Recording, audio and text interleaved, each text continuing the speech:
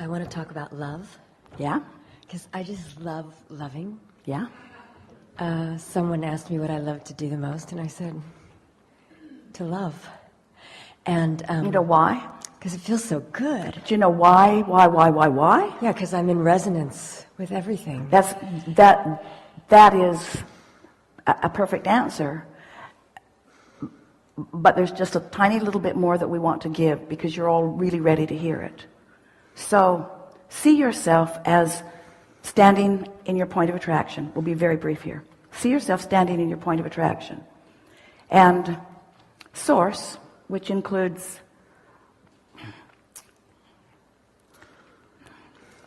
everything that any of you have ever considered to be good, is focused on you, surrounding you, offering to you. And love isn't even a developed enough word or concept to describe it. So here it is all around you. And when you're like a soft, sponge-like vibrational being, so that there are channels of opening, no resistance, then that permeating, penetrating, all-encompassing love just flows into you and to you and through you. And that's what you're accustomed to feeling. That's what you know from non-physical. In the absence of resistance, that's what that feels like. Now, if you're mad at somebody, you sort of make a shell so it can't come. So the reason that you like that feeling of love so much is because it is your indicator that in that moment you are open to the wholeness, who you really are, and allowing the fullness of who you are to flow completely into all that you are. The cells of your body are receiving it. Every aspect of your body is receiving it. And everyone or everything that you focus upon when you are in that state of being benefits. That's why you like it. Everyone in my life. Yeah. Just shines. Well, there's some buggers out there that are harder to love. Do you know what I did? And it's so annoying. If they'd just be more lovable, I could feel like that all the time. And that one's easy and that one's easy, but that one. Yeah, but I took someone that was that one, and I just said, okay, inner being, I know you love her. Let me feel that. And then immediately this love came in, and then I just loved her, and it washes away It's everything. a wonderful thing to practice. It is. Yes. And so I want to refine it because I'm still crying, and I know that crying is releasing resistance. Well, the thing about refining it is, if in the moment that you feel like you need to refine it, what you really need to do is get off the subject. Okay. Because when you trip over something and you give it your attention, the tripping experience is now adjusting the vibrational climate and what's going to come next. So when you trip over it, get off of it and use things that are easier to practice your love on. You're such an interesting bunch. You say, oh, this feels so good, and this feels so good, and this feels so good. So I don't think about those things very much. But that over there, that's awful. So I work on that all day, every day. I'm going to get that. I'm going to wrestle it to the ground and kill it. I am going to accomplish that. And we say, no, you're not. What you're doing is practicing the vibration of something that isn't serving you, using it as your excuse to feel bad, to justify where you stand. And then all kinds of people who feel just like you do flow into your experience all day, every day, and you talk about it. Well, what I'm talking about, it feels really good. It's not a bad feeling. I just have heard you say that resistance is, that you cry when you're releasing resistance. And I can feel this delicious resonance and this delicious, which love is not a big enough word, but I can be crying for, the whole day. So we have an important question for you and for all of you. So let's say you've accomplished a place of really feeling good. There's no resistance. And so thoughts are flowing in response to that. And then you stumble on a subject that has resistance, like we were talking with our friend earlier. The subject morphed a little, and now you feel resistance. Then it's natural that when you let go of that resistance, you will feel release of it. Yes. And so It's a nice thing. Releasing resistance feels really good. Feels like progress. It's why you like this time-space reality. You like to notice your progress. Your time and your space cause you to focus. Esther discovers that every day that she's combing her hair. She combs it until the amount of time that she has expires. She's never done until time's up. And so your time and space sort of help you to focus. So once you are understanding that as things are unfolding, that they are representing what you're doing, and you're putting your emphasis on that, then everything sort of smooths out. So this is the question that we want to put to you. When you enjoy the relief of the resistance release, we love you so much. You know what's coming next. Sometimes you deliberately create trouble for the relief that you feel when you stop it. It's like hitting yourself over the head with a hammer. It feels good when you stop, but really, how productive was that? And so we just don't want you to get too wrapped up in the joy of releasing resistance. We'd rather that you get wrapped up in finding resistance-free thoughts and experiences and people, and that you focus there until you increase the momentum of that, and then enjoy the ramping up of the. So here's what we just said to you. You're describing a train is going 80 miles an hour that way, and you want it to go 80 miles an hour that way. But you don't want it to do it all of a sudden. It would be too abrupt. So the train's going to slow down, and then it's going to go the other way. So what you're describing, and we've been teaching it for years, and so we're not saying that it's not something that is worth doing. There just may be something that at this stage of your understanding would be more productive for you to do. So when you are feeling the relief of releasing resistance, you're still slowing the train down.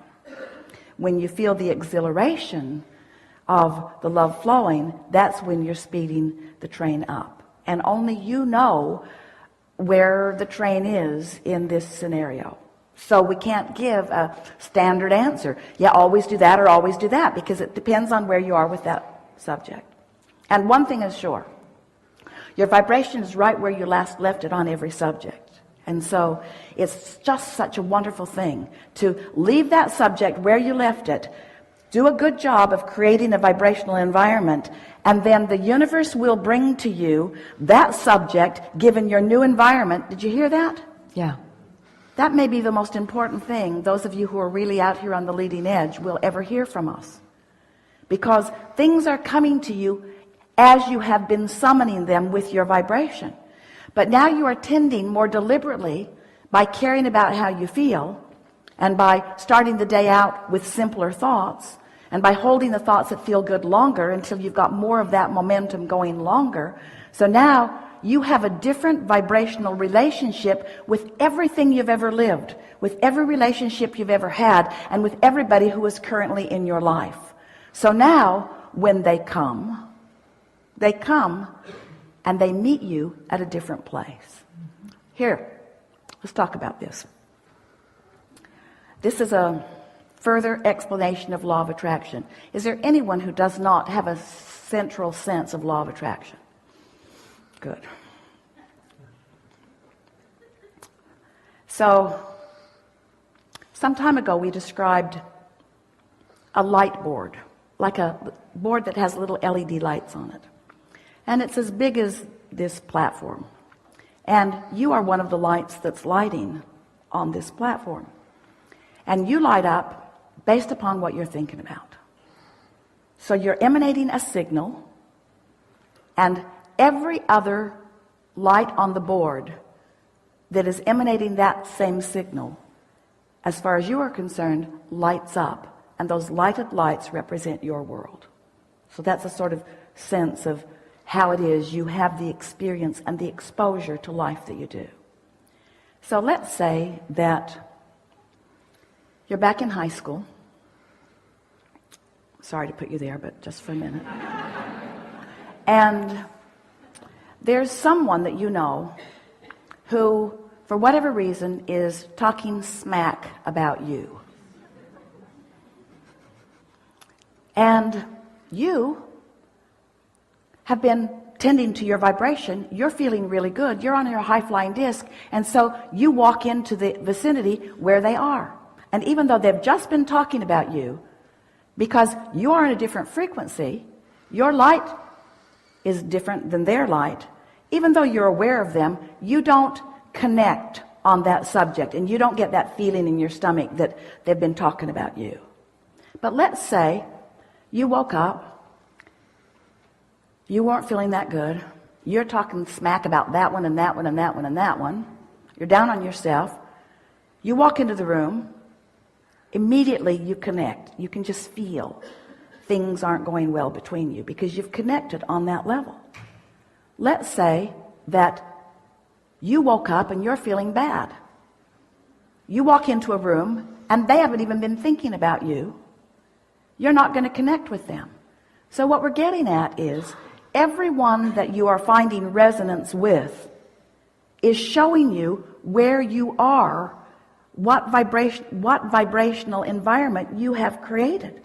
And it's so interesting because it solves all the misunderstanding about psychology and behavior and interpersonal relationships.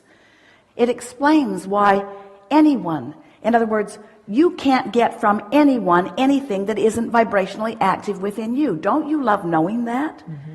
Isn't it simpler? Wouldn't you like the politicians to know that?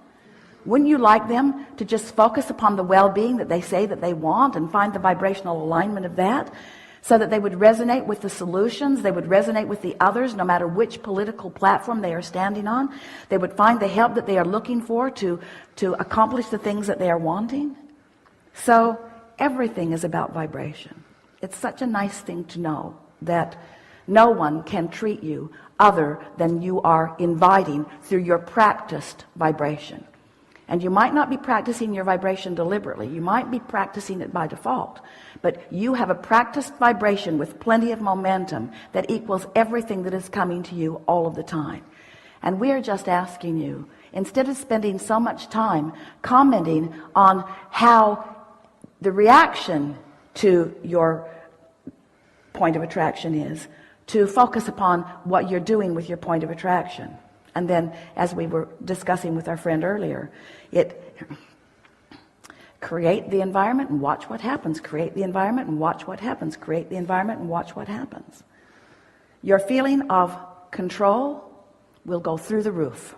Your feeling of self-determination will skyrocket. Your sense of worthiness and well-being will finally click into place. And your happiness level will go off the charts. And as you're moving around in this world, knowing this, and others are having whatever experiences that they're having, every time you engage on any level with any person, just say to yourself, I must have had that light lighted on my board. I'm going to do something about that because I didn't really enjoy that very much. And then do something about it, other than talk to your girlfriends or boyfriends. Yeah, I do have extraordinary experiences with pretty much everyone. Yeah. So now what?